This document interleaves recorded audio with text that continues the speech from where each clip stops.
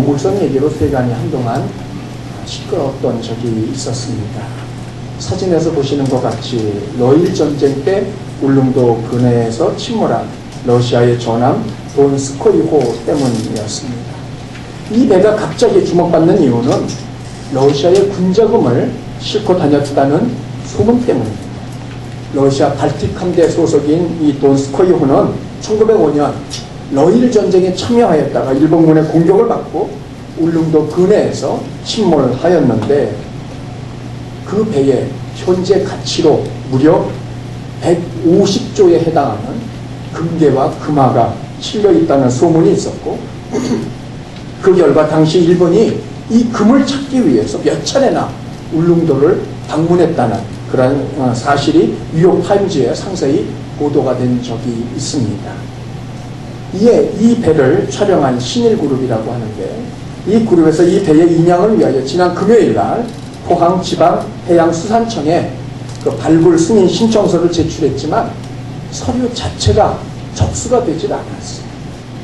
자, 이유인즉 배를 인양을 하려면 그 배 위치가 표시된 그 도면이라고 그러죠. 해도하고 그리고 작업 계획서 등이 필요한데 발굴 신청서 한 장만 달랑 가지고 왔고 더더군다나 매장물의 추정가액의 10%를 반드시 내야 하는 보증금도 갖고 오질 않았어요. 보물선의 가치가 얼마라고요?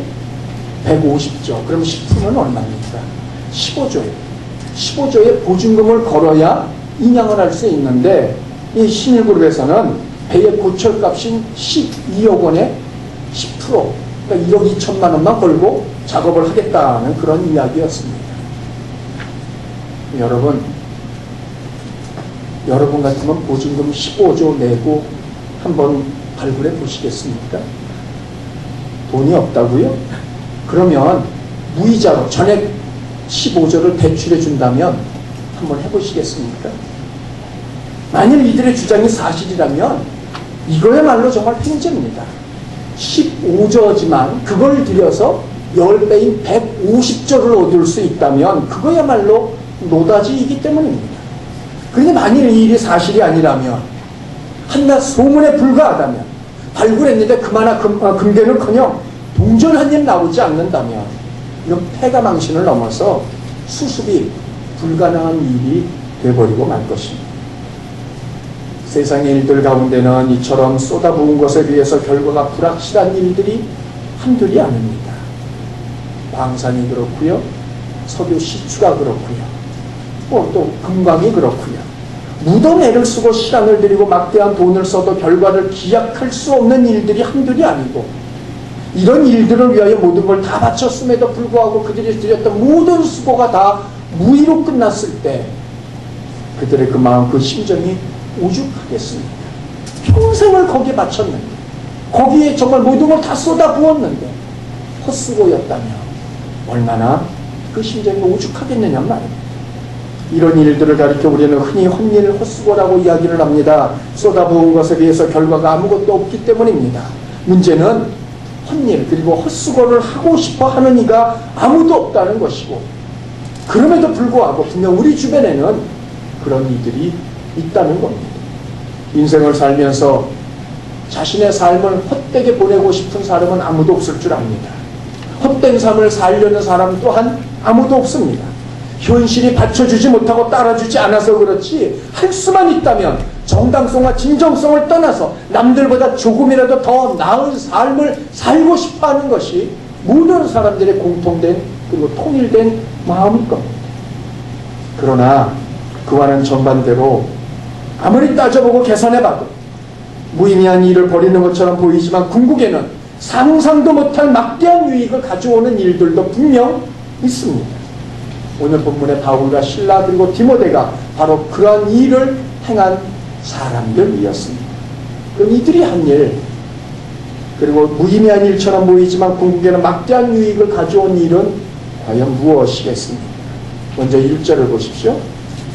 형제들아 우리가 너희 가운데 들어간 것이 헛되지 않은 줄 너희가 알았다 말하고 있습니다. 바울 일행이 데살로니가에 들어가서 벌였던 모든 일들이 결코 헛된 일이 아니라는 것을 데살로니가 교회 성도들 스스로가 알고 있다는 말입니다. 자, 이 당시에는 어느 한 지역, 어느 한 곳에만 머물지 않고 이곳저곳을 다니면서 자기 이론과 가르침을 통해서 생활하려고 하였던 순회 철학자들이 제법 많았고, 근데 이들 가운데 몇몇 사람들은 누군가가 자기가 말을 할 때 귀담아 듣는 사람이 있으면 유심히 보아두었다가 은밀히 다가가서 내가 지금 말한 것보다 더 듣고 싶은 것이 있다면 조용히 찾아오라고, 그러나 그냥 몸만 오지 말고 돈을 가지고 오라고 요구하는 그런 사람들이 더러 있었습니다. 이들의 본심은 사람들로부터 무언가를 얻어내려는 것이었습니다. 자신의 학문과 말씀을 실어 사람들을 혹하게 만들고 그들에게서 돈을 뜯어내려는 것이 이들의 목적이었습니다. 그 결과 이런 사람들을 많이 겪었던 이들은 못 보던 외부인이 나타나서 무언가 말하기를 시작하면 그들의 말에 귀를 기울이기보다는 먼저 저들이 누구냐, 저들이 진짜냐 가짜냐를 먼저 생각하고 나였습니다. 왜냐하면 또 한 번 속지 않기 위해서였습니다. 그런데 어느 날 생명부지의 세 사람이 데살로니가에 찾아왔고 유대인 회당에서 3주간에 걸쳐 가르치기를 시작을 합니다. 가서 들어보았더니 예수라는 이가 하나님의 아들이라는데 그런 하나님의 아들이 사람들을 구원하기 위하여 십자가에서 죽고 부활했다는 허무맹랑한 그런 소리였습니다. 아시다시피 그리스 로마 신화에 나오는 모든 신들 가운데 사람을 위하여 작은 것일지라도 자신을 희생한 신은 하나도 없습니다. 그런데 예수라는 이는 하나님의 아들이면서도 사람들을 위하여 자처하여 당시에는 가장 수치스럽게 여기는 십자가에 달려 죽기까지 하였고 바로 그가 예수라는 겁니다. 당시의 세계관으로는 이건 정말 말도 안 되는 그런 이야기였습니다. 분명 당시 사람들이 듣기에는 허황된 이야기고 바울 일행이 전한 그런 말들은 요즘 말로 하면 이 감히 어디서 그런 대두하는 약을 팔고 있어 웃기고 있네 뭐 이런 정도로 반응을 보여야 될 그런 말들이었다는 말입니다.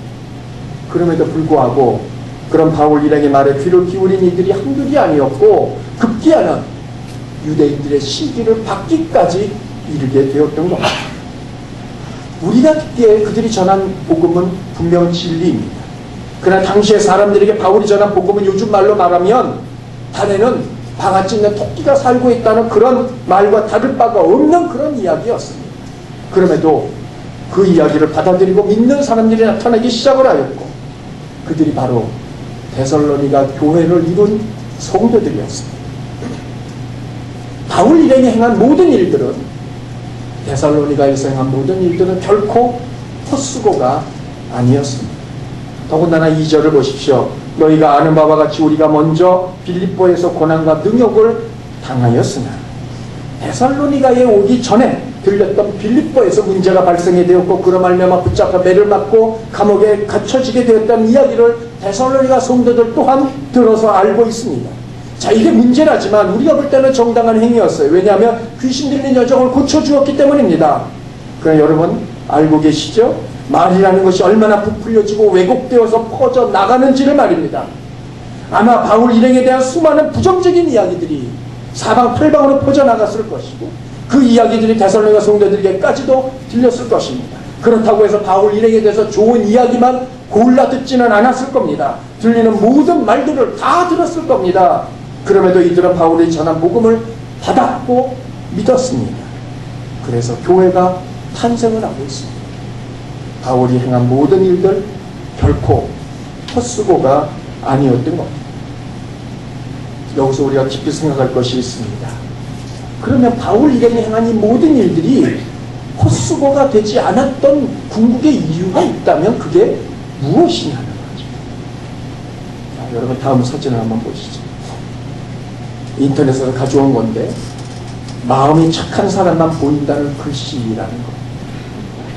여러분 한번 가만히 한번 보세요. 마음이 착한 사람은 그 안에 글씨가 보일 줄 압니다. 저는 여기서도 지금 대략적으로 글씨가 보이는데 그 글씨의 내용인즉슨 이렇습니다. 지금 이 글씨가 보인다면 당신은 난시입니다. 정말인가 해서 자신의 착함을 증명하기 위해서 글씨를 열심히 보신 분들도 계시겠습니다만 이 마음이 착해서 글씨가 보이는 게 아니고 난시기 때문에 글씨가 보인 겁니다. 바울 일행이 헛수고하지 않는 이유는 마음이 착해서가 아닙니다. 본문은 그 이유에 대해서 말하고 있는데 가장 큰 이유는 물론 하나님의 강권적인 역사심이었어요. 중요한 것은 하나님께서 왜 그렇게 그들에게 강권적으로 역사를 하셨느냐는 겁니다. 그건 한 가지입니다. 바울 일행이 가졌던 동기, 즉 목적과 또한 바울 일행이 취했던 방법과 그들이 보여주었던 그 태도, 그것이 하나님 보시기에 합당하였기 때문에 하나님께서는 그들을 통하여 하나님의 역사를 이루셨던 겁니다. 결국 이들의 헛수고하지 않았던 이유, 그들의 동기, 그들의 방법, 그들의 태도 때문이었습니다. 자, 그럼 이 가운데 먼저 그들이 데살로니가에서 복음을 전했던 동기, 목적을 살펴봅니다. 3절에 보면 세 개의 명사가 등장을 합니다. 간사함, 부정, 속임수입니다. 간사함이라는 단어는 상대를 속이기 위한 사기입니다. 부정은 제사나 제물에 합당하지 않은 부정한 것, 즉 하나님께서 받으시기에 합당하지 않은 선하지 않은 것들입니다. 속임수, 상대를 빠뜨리기 위해 만들어 놓은 함정입니다. 혹시 남성분들 허방다리라는 걸 아십니까? 옛날 제가 어렸을 때 아이들을 골탕 먹이기 위해서 친구들과 함께 이 허방다리라는 것을 만들곤 하였습니다. 이게 뭐냐면 지금처럼 이 서울이라고 해서 모든 길이 다 포장이 된 게 아니, 제가 살 때만 해도 저희 집 앞에만 해도 흙길이었어요. 한가운데 길 한가운데 구덩이를 팝니다. 그리고는 아이들이 빙 둘러서서 거기다 오줌을 넣어요. 그리고는 신문지를 살짝 덮고요, 거기다 흙을 살살살살 뿌려둡니다. 근데 그렇게 하면 대번에 드러나요. 왜? 흙 색깔이 다르거든요. 그래서 집에 가서 물조리를 가지고 나서 물을 주변에다 살살살살 뿌려줘요. 그러면 주변 흙이나 그거나 잘 모르거든요. 자, 그럼 그 다음은 여러분 이제 상상을 맡기겠습니다. 그런데 꼭 보면 아이들이 빠지기보다는 아저씨나 아주머니들이 빠지는 경우가 덜어 있었어요. 근데 저희는 이걸 두고 허방다리라고 불렀는데 3절의 속임수가 바로 그것입니다. 그런데 이 세 개의 명사의 공통점이 있으니 모두 다 고의적, 의도적으로 상대를 무너뜨리려는 마음의 동기에서 출발하고 있더라는 말입니다. 아예 상대를 속이기 위해서 작심을 하고 달려들고 있는 겁니다. 그런데 바울의 일행은 그리하지 않았습니다. 대신 여러분 4절을 우리 다 함께 읽습니다. 시작. 오직 하나님께 옳게 여기심을 입어 복음을 위탁받았으니 우리가 이와 같이 말함은 사람을 기쁘시게 하려 함이 아니요 오직 우리 마음을 감찰하시는 하나님을 기쁘시게 하려 함이라. 다음 사진에 보시면 한국에서 사용되고 있는 각종 인증 마크를 보고 계십니다. 저 마크를 얻으려면 그냥은 안 됩니다. 먼저 적당한 그리고 정해놓은 절차와 방법을 따라야 되고요, 속에 적절한 시험을 거쳐서 합격해야만 저 합격 증서를, 인증 마크를 받을 수 있습니다. 여기 컵이 있죠?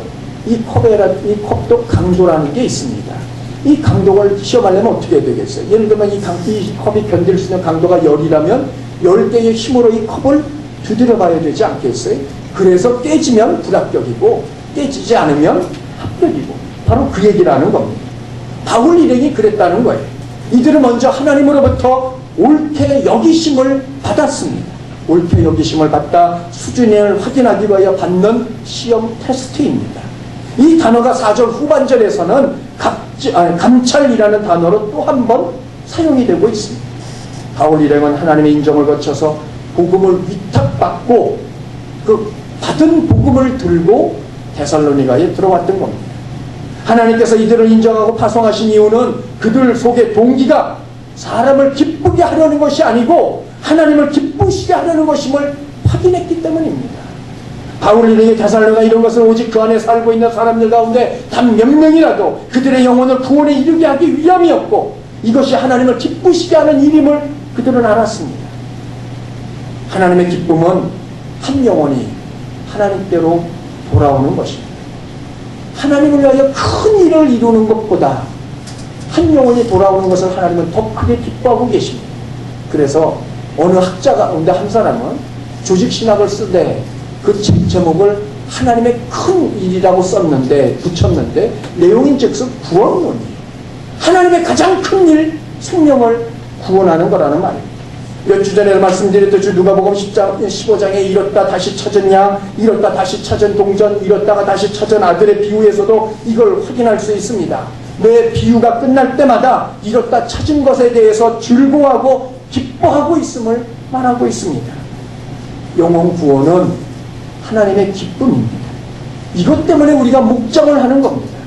바울 일행은 이것을 알았고 이에 하나님께서 기쁘심을 드리려는 올바른 동기로 복음을 전하고 있습니다. 동기와 목적이 바르기에 하나님은 이들이 전하는 허황된 소리 같은 복음을 듣고도 그 복음을 받아들이도록 사람들 마음 가운데 감동을 더하여 주셨던 것이, 이로 인하여 그들이 행한 모든 수고는 결코 헛되지 않았던 겁니다. 두 번째, 이들이 취했던 방법이 있습니다. 5절을 봅니다. 너희도 알거니와 우리가 아무 때에도 아첨하는 말이나 탐심의 탈을 쓰지 아니한 것을 하나님이 증언하시느니라. 바울이 이런 데살로니가 성도들을 대상으로 아첨의 말, 즉 자신의 이득을 얻기 위해서 상대는 전혀 고려하지 않고 행하는 간사한 말들을 말하지 않았고 탐심의 탈을 쓰고 대하지 않았습니다. 탐심의 탈, 더 가지려는 탐욕적으로 가득 찬 마음을 가리는 이중적인 얼굴입니다. 요즘은 좀 뜸합니다만 한동안 저한테 이상한 메일들이 왔던 적이 있습니다. 내용인 즉슨 그 메일을 보낸 나라가 조금씩 다릅니다.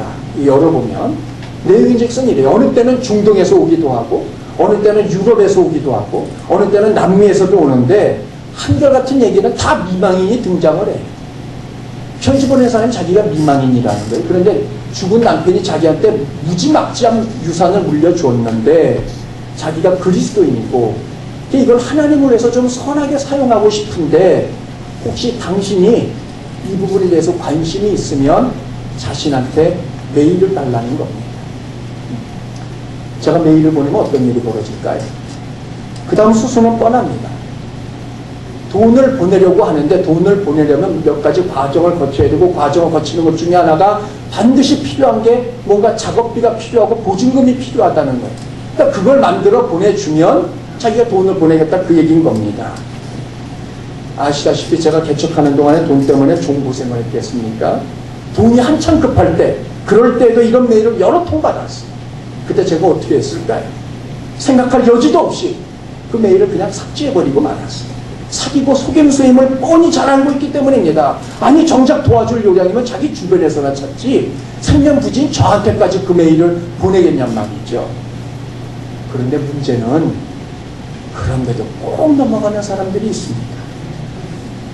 제가 아는 어떤 목사님도 내용은 조금 다릅니다만 결국은 먼저 돈을 보내라는 얘기는 똑같아요. 그 결과 그분이 그 당시에 교회 건축으로 인해서 이자와 원금을 갚으라는 독촉을 아주 빗발치게 받고 있던 그런 때였어요. 근데 저희들이 찾아까지 갔어요. 저하고 몇몇 목사들이 가서 제발 그거 하지 마시라고 속임수라고 그렇게 말렸음에도 불구하고 그분은 확신을 하시더라고요. 거기서 온 서류까지 보여주면서 100%라는 겁니다. 그리고는 2억 5천을 만들어 보냈어요. 그 일로 인해서 결국 교회는 경매로 넘어갔고요. 그분은 부속까지 됐어요. 일산에 있는 교회입니다. 여러분, 탐심과 탐욕이 무엇인지 아시겠습니까? 단순히 더 가지려는 것만이 탐심과 탐욕이 아닙니다. 하나님께서 허락하지 않은 모든 것을 가지려는 그 마음과 행위, 모든 것이 다 탐심이고 탐욕입니다. 많아야만 탐심이고 탐욕이 아닙니다. 작고 적을지라도 하나님이 허락하지 않으신 것에 대해서 욕심을 부린다면 무엇이 되었던 그게 다 탐심이고 탐욕이더라는 말입니다. 바울 일행은 사람들로부터 무언가를 얻어내기 위하여 입에 발린 소리를 하지 않았습니다. 속에는 탐심이 가득하지만 겉으로는 안 그렇죠. 두 얼굴을 가지고 그들을 대하지 않았다는 말입니다. 나아가 6절을 보십시오. 또한 우리는 너희에게서든지 다른 이에게서든지 사람에게서는 영광을 구하지 않았다는 겁니다. 사람들에게서 영광을 받기 위하여 그들은 복음을 전하지 않았습니다. 자신들에게 순종을 강요하거나 물질을 요구하거나 자신들의 권위를 내세워서 그들을 몰아붙이지 않았습니다. 여러분, 진정한 순종은 강요 속에서 행해지는 것이 아닙니다. 아브라함에게 독자 이삭을 번제로 바치라 말씀하신 하나님을 보십시오. 아들을 바치지 않으면 너 알아서 해라. 너 저주를 받을 거다. 하나님은 아브라함에게 협박하지 않으셨어요. 아들을 바치면 좋은 일이 있을 것이다. 그를 회유하지도 않았고 달래지도 않으셨어요. 오직 바치라 한마디만 하셨어요. 진정한 권위는 상대가 알아서 인정해 주는 겁니다. 반면에 권위 주인은 상대에게 강요해서 억지로 받아내는 것입니다. 바울 일행은 데살로니가 성도들을 교묘한 속임수로 달래거나 강요하지 않았습니다. 이들은 올바른 방법을 선택하였습니다. 동기와 목적이 올바르다면 방법 또한 올바라야만 합니다. 자칫 올바른 방법으로 하지 않기 때문에 올바랐던 동기와 목적의 순수함까지도 의심받게 만들어서는 안 됩니다. 하나님의 행하시는 일을 보십시오. 단 한 번도 목적이 옳게 합당하지 않은 방법을 사용하신 적이 없습니다. 선하시고 무엇이든지 오르신 하나님의 성품하고는 전혀 맞지 않는 일이기 때문에 그렇습니다. 역시 제가 아는 건축업을 하는 어떤 성도님이 계십니다. 근데 이분이 건축을 하고 나면 늘 문제가 생깁니다. 부실공사다 보니 이 하자가 여기저기서 생겨나는 것을 말할 것도 없고요. 당연히 법을 어겼으니 준공이 떨어지질 않습니다. 심지어는 자신이 건축에 들어가 살고 있음에도 불구하고 그 집조차 준공검사를 해주지 않아서 아예 무단으로 들어가서 살고 있는 경우까지도 보았습니다. 동기와 목적이 옳다면 방법도 옳아야 됩니다. 바울 일행은 그리하였고 그 결과 그들의 모든 수고는 헛되지 않았습니다. 세 번째, 태도입니다. 7절 우리 다 함께 읽습니다. 시작. 우리는 그리스도의 사도로서 마땅히 권위를 주장받을 수 있으나 도리어 너희 가운데서 유순한 자가 되어 유머가 자기 자녀를 기름과 같이 하였으니. 바울은 데살로니가 성도들에게 복음을 전하고 가르치는 자이기에 당시 순회 철학자들처럼 교사의 권위를 강조하고 혹은 윗사람으로서 대접을 요구만 하지 않았습니다. 대신 그들은 자신들은 유머와 같은 태도로 갓난아이와 같은 데살로니가 성도들을 그렇게 대주었습니다. 그 당시 로마의 상류층과 귀족층들은 아이가 태어나면 아이를 낳은 엄마가 아이를 기르는 것이 아니라 종이나 하인 가운데서 상당한 학식과 인품을 갖추고 있는 사람을 골라서 자기 아이를 맡기곤 하였습니다.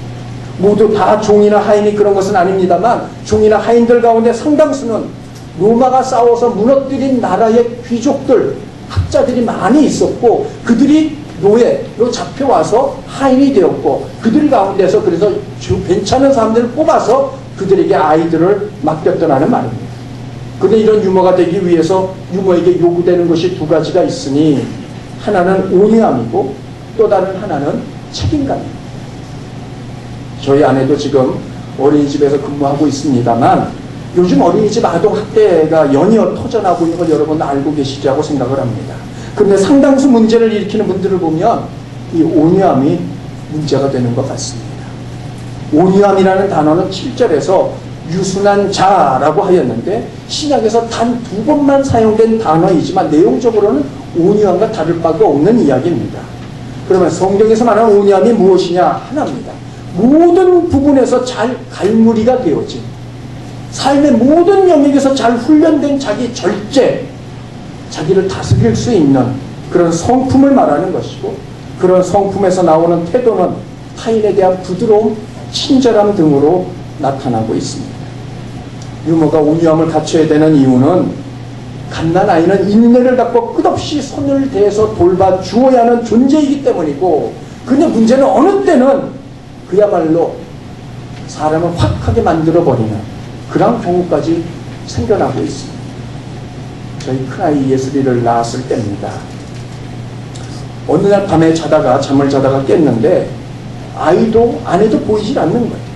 집안 곳곳을 살펴봤어요.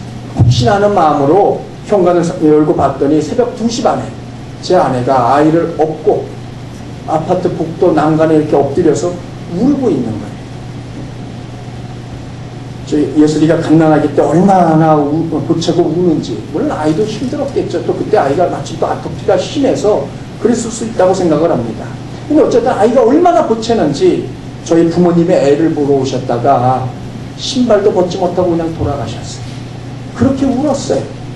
근데 희한하게도 밖에만 나오면 잠을 자네요. 그러니 이 밖에 나와서 재웠다가 조금 안에 들어가면 또 깨워서 울고 또 밖으로 데리고 나오고. 여러분 생각을 해보십시오. 이게 하루 이틀도 아니고 이 한두 번이죠. 어쩌 매일 밤마다 밤새도록 그렇게 달랠 수가 있겠습니까? 참다 못해서 너무 힘이 들어서 밖에 나가 난간을 붙잡고 제 아내가 울고 있었던 겁니다. 제 친구 하나도 아들을 낳았는데 그 놈도 역시 얼마나 우는지 어느 날 제 친구가 그 아이를 안고 돌게 얼려주는데 멈추질 않는 거예요. 하다 너무 화가 나서 아이를 번쩍 들어서 이 침대에다가 이렇게 할 만큼 그걸 간신히 참았다는 이야기를 저한테 해주더라고요. 그렇습니다. 유모에게 온유함이 필요한 이유가 바로 이것이라는 겁니다. 더더군다나 내 자식이 아니잖아요. 더더욱 온유함이 필요한 겁니다. 또 하나가 책임감인데 자기 자식보다 주인 자식을 더 귀하게 여기는 겁니다. 우리로서는 이게 언뜻 이해가 되지 않는 이야기지만 당시에선 당연한 이야기였어요. 언젠가 제가 다른 교회에서 사역할 때 중고등부를 지도하고 있을 때인데 여름 수련을 앞두고 한참 준비를 하는데 그러니까 준비하던 애 중에 하나가 갑자기 멈추더니 저한테 질문을 합니다. 목사님, 혹시 수련회 가는데 목사님 아이하고 같이 갔는데 물에 목사님 아이도 빠지고 우리 중고등부에 하나가 빠지면 목사님 누굴 먼저 건지시겠어요? 그때 제가 뭐라고 대답했는 줄 아십니까? 그때 제 대답은 가까운 놈부터였습니다. 일부 때 제 설교를 들었던 우리 아들이 나가면서 저한테 그래요. 아니 중고등부회가 아니라 우리 먼저 구했어야지. 세상에 친아버지 어디 있어요? 이러고 나가더라고요. 자, 제가 그 대답을 하고 돌아서는데 사실 곰곰이 생각해보니까 정말 자신이 없었어요. 이게 책임감의 문제라는 말입니다. 그런데 바울 일행은 데살로니가 성도들을 향하여 유모와 같은 온유함과 책임감을 갖고 그들을 대해 주었고 그 결과 그들의 수고가 결코 헛되지 않았더라는 말입니다. 그러나 여기 중요한 것이 하나 있습니다. 이런 바울 일행의 온유함과 책임감의 원동력이 궁극에는 따로 있다는 거죠. 무엇이 그들로 하여금 이러한 온유함과 책임감을 갖도록 만들어 주었겠느냐는 겁니다. 8절 우리 다 같이 읽습니다. 시작. 우리가 이같이 너희를 사모하여 하나님의 복음뿐 아니라 우리의 목숨까지도 너희에게 주기를 기뻐하는 너희가 우리의 사랑하는 자 됩니다. 여러분 다음 사진 한번 보시죠. 물음표 안에 들어갈 숫자를 맞추는 게임입니다. 답은 맨 앞에 있는 3이 힌트입니다. 여러분 숫자를 한번 맞춰보시죠. 무엇입니까? 아시겠습니까? 정답은 6, 9, 0, 2, 2입니다. 시계의 숫자를 연상하시면 아마 금방 답이 나오실 겁니다. 우리는 이런 걸 가리켜 확신에 의한 짐작이라고 이야기를 합니다. 짐작이지만 확신에 의한 짐작이라는 거예요. 짐작해서 말하고 있지만 되는 대로의 짐작이 아니라 확신에 의한 짐작입니다. 근데 바울 일행이 온유함과 책임감으로 데살로니가 성도들을 대할 수 있었던 이유는 8절에서 보는 것처럼 사랑 때문이었다는 겁니다. 꼭 사람들 가운데 이 사랑을 느낌이라고 이야기하는 분들이 있습니다. 물론 사랑에는 분명히 느낌이 포함이 되어져 있습니다. 그러나 느낌만으로는 사랑을 정의할 수 없습니다. 왜냐하면 상황과 사람에 따라서 그때그때 느낌은 달라질 수 있기 때문입니다. 그러나 사랑은 명사도 느낌도 아니라 동사, 즉 움직이는 행동입니다. 오히려 상대의 유익을 구하며 행동하려고 헌신하고 실천할 때 느낌이 따라온다는 겁니다. 여러분 8절을 다시 보십시오. 바울 이름은 데살로니가 성도들을 위하여 자신들의 목숨까지도 내줄 생각이었어요. 행동화되어지진 않았지만 얼마든지 그들은 행동으로 옮길 수 있었던 사람들입니다. 이유는 한 가지, 그렇게 섬겼던 데살로니가 성도들을 사랑했기 때문입니다. 데살로니가 성도들을 사랑하기에 생명을 주는 행동까지도 그들은 감내해내고 있습니다. 사랑하는 이들 앞에서는 무엇이든지 하는 게 사람이고 무엇이든지 할 수 있는 게 사람입니다. 사랑하는 자 앞에서는 나라는 존재는 어느새 사라져버리고 상대방만 남아있게 됩니다. 여러분 혹시 아십니까? 유행가에도 그런 게 있다는 게 그대 앞에만 서면 나는 왜 작아지는가, 바로 그거라는 겁니다. 상대방 앞에 섰을 때 나는 없어지고 상대방만 있는, 그것이 사랑입니다. 사랑하는 사람 앞에서 나라는 존재는 까마득하게 잊어버리게 만드는 것이 사랑입니다. 사랑하는 이 앞에서는 무엇이든지 할 수 있도록 용기를 내게 하는 것이 사랑입니다. 바울 일행은 데살로니가 성도들을 사랑하였기에 스스로 유모가 되어서 온유함과 책임감을 갖고 그들을 대하였습니다. 바울 일행은 올바른 동기와 목적이 있었기 때문에 올바른 방법과 올바른 태도로 데살로니가 성도들을 대하였고, 하나님께서는 그 결과 그들의 그 행한 모든 수고를 결코 헛되지 않은 것으로 만들어 주셨습니다. 성도 여러분, 고린도전서 3장 10절을 보십시오. 내게 주신 하나님의 은혜를 따라 내가 지혜로운 건축자와 같이 터를 닦아두매 다른 이들마다 그 위에 세우나 그러나 각각 어떻게 그 위에 세울 것은 조심하라 말하고 있습니다. 바울이 말하는 건 한 가지입니다.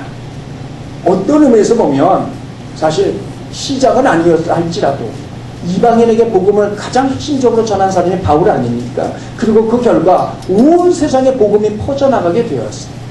다시 말하면 바울을 통하여 그리스도의 복음이 전파되어졌고, 수많은 믿음의 사람들은 바울이 전한 그 복음의 터 위에 자신들의 신앙의 행위들을 쌓아가고 있더라는 말입니다. 어떤 사람은 금과 같이 귀한 것을 쌓을 수도 있습니다. 어떤 사람은 지푸라기 같은 걸 쌓을 수도 있겠습니다. 그러나 중요한 것이 있습니다. 이렇게 각자 세운 자신들의 신앙의 공적들이 언젠가는 드러날 날이 분명히 올 것이고, 그때는 불로 시험을 받을 것인데, 여러분 고린도전서 3장 14절 15절을 보십시오. 만일 누구든지 그 위에 세운 공적이 그대로 있으면 상을 받고, 만일 누구든지 그 공적에 불타면 해를 받을 것이다.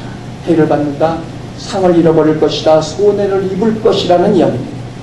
누가 되었던 손해를 입기 위하여, 상을 잃어버리기 위하여 자신의 공적을 쌓는 사람은 아무도 없습니다. 그들이 공적을 쌓는 이유는 모두 하나입니다. 하나님으로부터 상을 어떤 칭찬을 얻기 위해서입니다. 그리고 이걸 위하여 평생을 수고하고 있습니다. 믿는 자로 이런저런 손해와 불편을 감수하며 살고 있습니다. 주일날 어디 마음 놓고 한번 제대로 밖에 나가보지도 못하고 있습니다. 그런데 그 결과가 손해라면, 상이 없다면 그렇게 노력했던 모든 일들, 수고했던 모든 것들이 다 헛수고가 될 뿐이라는 겁니다. 이유가 있습니다. 동기와 목적이 올바르지 않았기 때문입니다. 하나님의 기쁨이 아니라 자신의 기쁨을 위해서 그리하였기 때문입니다. 당연히 방법도 태도도 올바르지 않습니다. 성공할 수만 있다면 하나님 섬기는 것 좀 잠시 내려놓고 안 해도 괜찮습니다. 굳이 내가 하지 않아도 할 만한 사람들이 많이 있기 때문입니다. 당연히 다른 이들을 위한 희생도 헌신도 섬김도 단지 말에 그칠 뿐입니다. 문제는 그렇게 해서 쌓아둔 나의 모든 공적들이 어느 날 하나님 앞에서 헛수고로 판명이 될 거라는 겁니다. 여러분 다음 사진 한번 보시죠. 생선입니다. 이 생선의 이름을 아시겠습니까? 임진왜란이 났을 때 선조임금이 북쪽으로 피난을 가게 되었는데, 피난길이라 어려움이 많았지만 가장 큰 건 배고픔이었어요.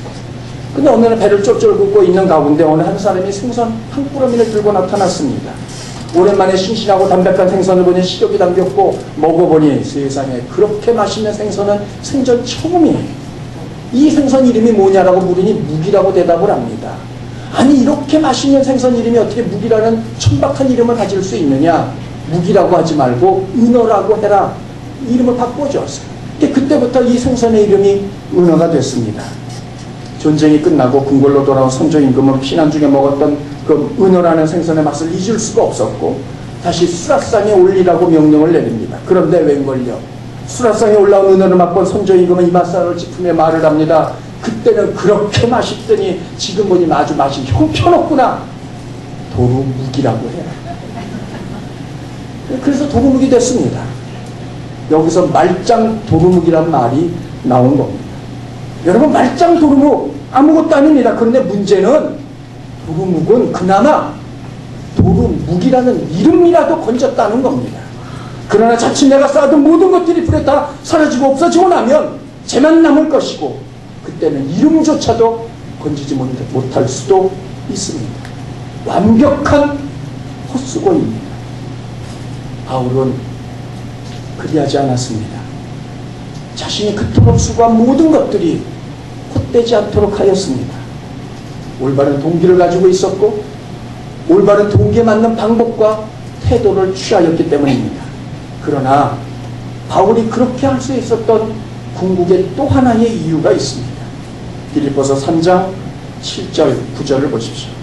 그러나 무엇이든지 내게 유익하던 것은 내가 그리스도를 위하여 다 해로 여길 뿐더러 또한 모든 것을 해로 여김은 내 주 그리스도 예수를 아는 지식이 가장 고상함을 이람이라. 내가 그를 위하여 모든 것을 잃어버리고 배설물로 여김은 그리스도를 얻고 그 안에서 발견되려 함이니. 여러분, 바울에게서 가장 중요한 것은 무엇입니까? 그리스도 예수였습니다. 이를 위하여 이제까지 자신에게 유익했던 모든 것들, 바리새인이라는 그런 명칭, 그런 소속, 자신이 가졌던 모든 학문들, 자신이 이루었던 모든 업적들 다 배설물처럼 여기고 있습니다. 하나님으로부터 가장 값진 예수님을 선물로 받았던 바울이기에 그렇게 행동할 수 있었어요.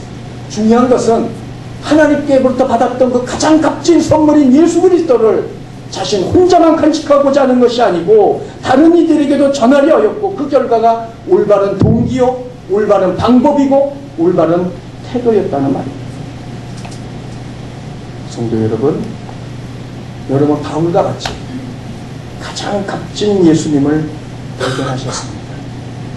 그래서 여러분 삶 속에서 예수님이 아닌 다른 것들을 기꺼이 내려놓을 수 있을 만큼의 그 예수님의 고귀함을 여러분 발견하셨습니까? 그분을 여러분 안에 담아두고 계십니까? 그 주님과 함께 동행하며 살고 계십니까? 그런 사람은 동기도 목적도 방법도 태도도 올바를 수밖에 없습니다. 그 결과 그가 행한 모든 일들이 헛수고가 아닌 세상 끝날까지, 나아가 하늘에서까지 남아있게 될 것입니다. 가장 값진 주님을 발견하셨습니까? 그분을 닮고 살아가고 계십니까? 그 주님과 동행하고 계십니까? 때로는 힘이 들 수도 있습니다. 손해를 볼 수도 있습니다. 사람들에게 바보라는 소리를 들을 수도 있고 무시를 당할 수도 있고 남들만큼 누리며 살지 못할 수도 있습니다. 때로는 가장 어리석은 사람이라는 평가를 받을 수도 있습니다. 그러나 성도 여러분, 여러분이 올바른 동기를 가지고 있고 올바른 방법과 태도를 취하고 있다면 끝까지 그 길을 걸어가십시오. 여러분의 그 모든 길은 결코 헛되지 않을 줄 압니다. 언젠가 주님으로부터 결코 여러분이 헛수고한 것이 아니라 정말 잘했노라는 인정과 칭찬을 받을 날이 올 것입니다. 끝까지 그 길을 걸어가심으로 주님의 인정과 칭찬을 받으시는 저와 여러분들 다 되시기를 주님의 이름으로 부탁드립니다.